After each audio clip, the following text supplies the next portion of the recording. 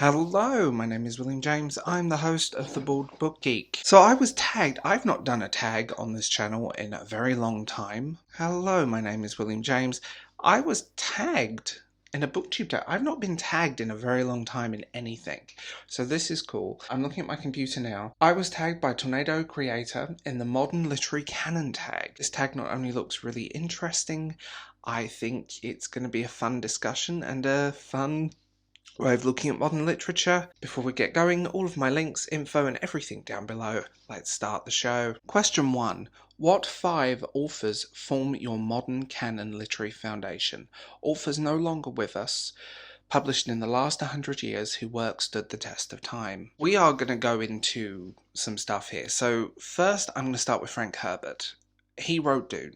Dune is to science fiction what Lord of the Rings is to fantasy. He is responsible for these big epic space opera. Although the genre had kind of been around in a pulp fiction sense, he was the first to take it from a pulp fiction to more of a literary sense, although Dune has been published in parts as pulp fiction. That beautiful cover, by the way, if you ever track that down, do it. I think without him we wouldn't have a lot of the big epic space stuff we have now. I think things like Star Wars, Battlestar Galactica, in terms of film medium, he's very important, but also in a literary term.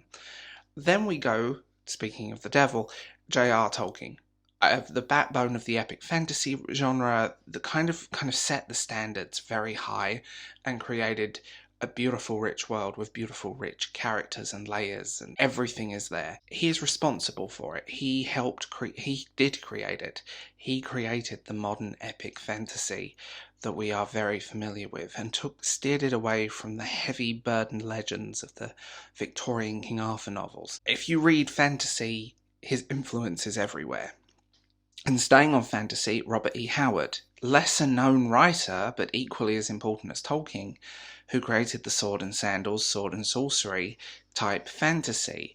Conan, for example, everyone I think knows Conan in some form or another, but the modern Conan has very little to do with Robert E. Howard's work. Phenomenal writer, branch genres, a hell of a lot of work under his belt that just seems to have stayed with us.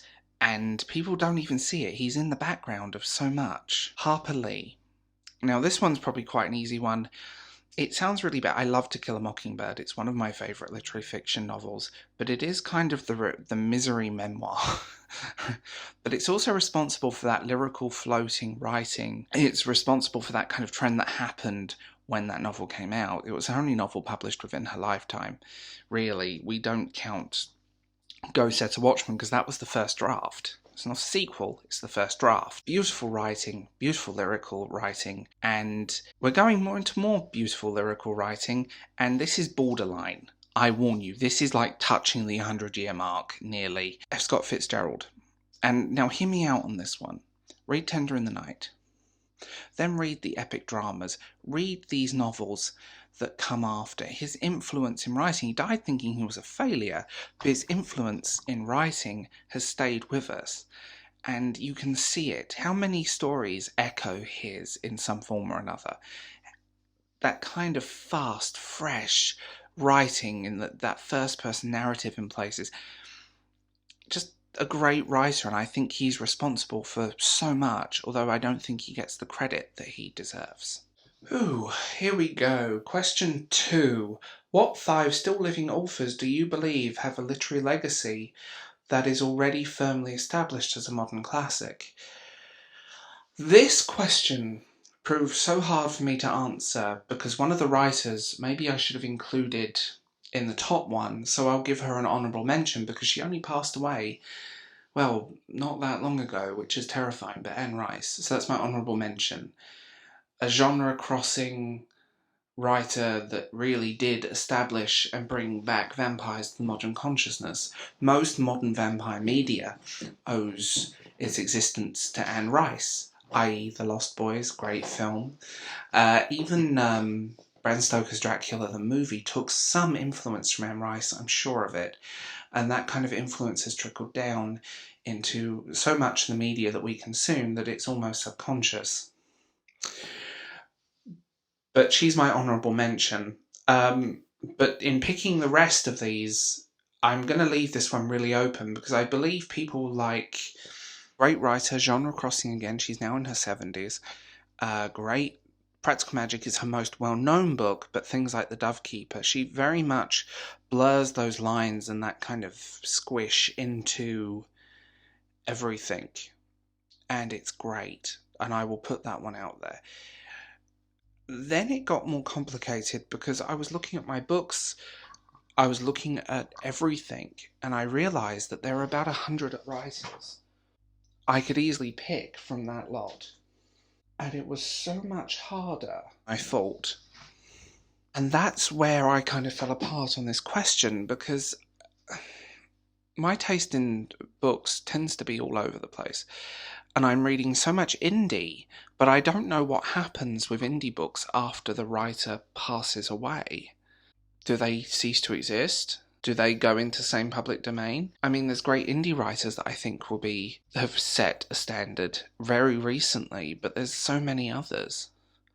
Like, trying to pull this list together was the hardest thing, and I just had to leave it open because I would be here for 2 or 3 hours talking about writers. And there's, again, a lot of crossover to the previous one and the next one in these tag questions, which made it more complicated than I realised. So what I'm going to do is leave this one open, and I'm going to revisit this question because I think this has inspired something in my brain. This has got something ticking, so we'll see what comes of it. The final question. Which 5 writers who are currently writing, i.e. have released a book in the last 10 years, do you believe are building a literary future? This was a far easier question to answer because there are a lot of writers that I really do think are starting to shine. And this is where the other question got very blurry, because there, again, a lot of these writers blurred into that one. Here we go, and I'm going to get hate for this one, but let's do it. Sarah Perry, she wrote The Essex Serpent and Melmoth. I think she is a phenomenal writer. I think she's great in this sort of dark, gothic fiction sense. She's very good at setting the mood and characters and just creating something. It's not quite historical fiction. It's not quite gothic horror. It's not quite literary fiction. It's somewhere in a combination of all three, and to do that, as a writer, is extremely difficult. Read Melmoth if you want a really good dark novel.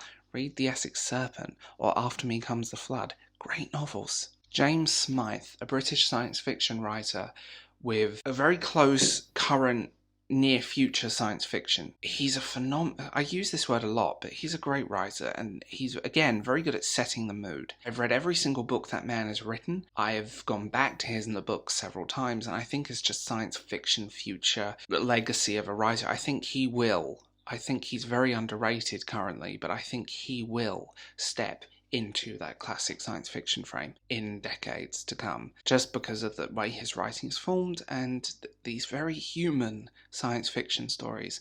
The Machine is one of my favourite novels ever written. Peter Newman, another science fiction writer, although he blurs genres again, from sort of more space opera, big science fiction, to softer, more intimate science fiction, to post-apocalyptic dying Earth science fiction. He's God, I've had the great pleasure of seeing that man, just a great writer, full stop, but I think his kind of style of writing, he takes elements of the classic styles of science fiction and brings them and twists them and takes some tropes and twists them beautifully. He is a great writer and someone that I will say that, again, in decades to come, I think he's going to be someone on that list of writers who will be remembered just because of, again, a human story. And I think that's very important when it comes to classics. Something human, something relatable, something we can partly see happen. Bridget Collins. Now, this is an unusual one. I didn't think she would make the list, but the more I went in, the more I started thinking, yeah,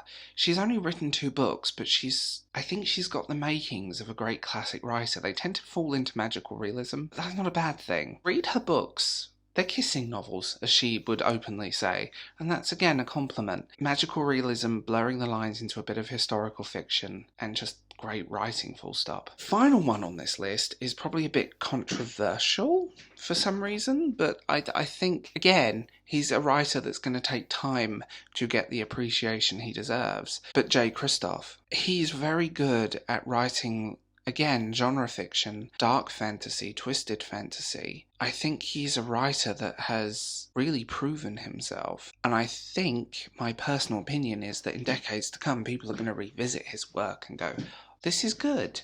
I think that's what's going to happen. Again, the kind of more modern, kind of a newer genre, kind of the fantasy Assassin's Creed type books, which is very difficult to put into context. But so I think that they're the 5, but again, there are probably about 20 others I could include on this list. Tell me who you would include, by the way, because I'm very curious about it.